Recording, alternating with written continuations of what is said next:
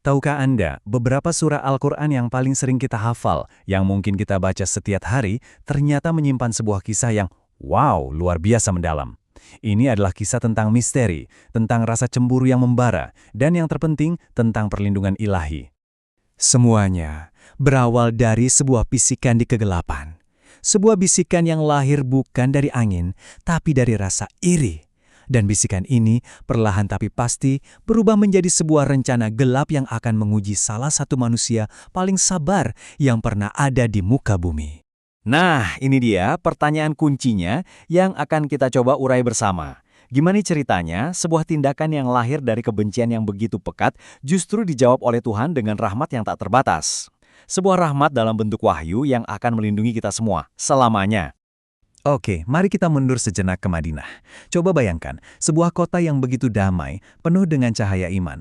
Tapi, di dalam rumah tangga Nabi dan istrinya, Aisyah, ada sesuatu yang terasa ganjil. Sebuah perubahan halus, tapi sangat meresahkan mulai terasa. Ini bukan sakit fisik yang biasa. Aisyah, sebagai orang terdekat, memperhatikan hal-hal kecil ini. Nabi terkadang terlihat bingung. Beliau seperti diselumuti kabut tipis di dalam pikirannya. Momen-momen kecil yang aneh, yang sama sekali tidak seperti biasanya, dan ini membuat hati Aisyah begitu resah. Nah, kalau tadi kita lihat akibatnya, sekarang mari kita cari tahu apa sebetulnya penyebabnya. Karena di luar sana, di luar kedamaian rumah Nabi, ada orang-orang yang merasa terancam. Kekuasaan dan pengaruh mereka seakan memudar setiap kali cahaya Islam semakin terang. Inilah suara ketakutan dan iri hati yang menggema di antara mereka.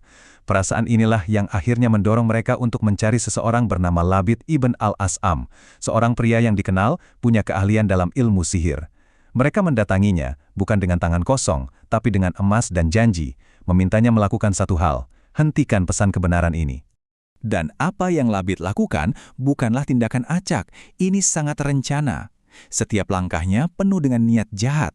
Sehelai rambut dan sebuah sisir milik Nabi dibungkus lalu diikat dengan 11 simpul kebencian. Setiap simpulnya disegel dengan kutukan.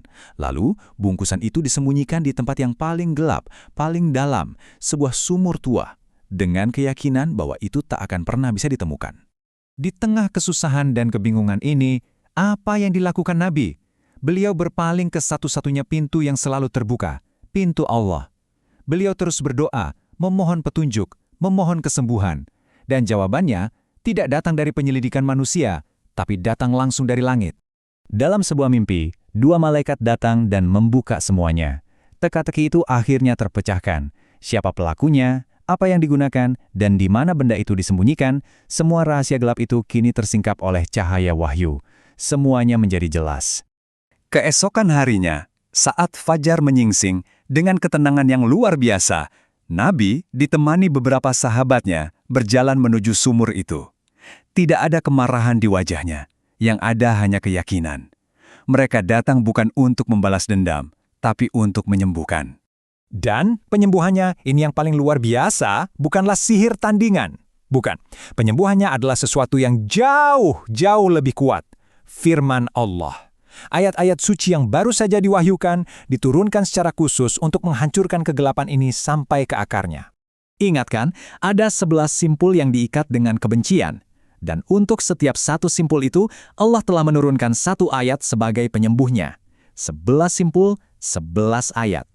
Nabi pun mulai membacakan ayat pertama yang baru saja turun. Setiap kata yang terucap seolah menjadi cahaya yang menembus kegelapan, menjadi kekuatan yang mulai mengurai ikatan kebencian itu. Dengan ayat pertama dibacakan, satu simpul terlepas. Dengan ayat kedua, satu lagi terurai. Bayangkan, suasana di sekitar mereka pasti terasa lebih ringan saat kekuatan ilahi itu bekerja membatalkan mantra itu satu persatu.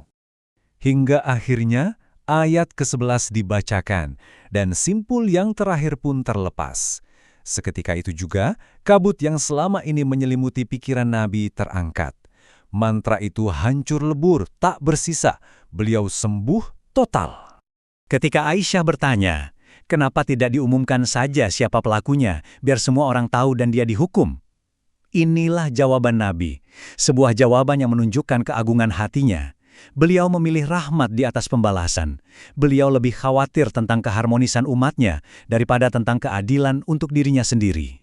Nah, peristiwa ini tidak hanya berhenti pada kesembuhan Nabi. Peristiwa ini mewariskan sesuatu yang sangat berharga untuk kita semua, yaitu dua perisai perlindungan yang luar biasa, Surah Al-Falaq dan Surah An-Nas. Ini adalah alat yang diberikan untuk setiap manusia. Dan ini poin yang sangat penting untuk kita pahami. Dua perisai ini punya fungsi yang berbeda.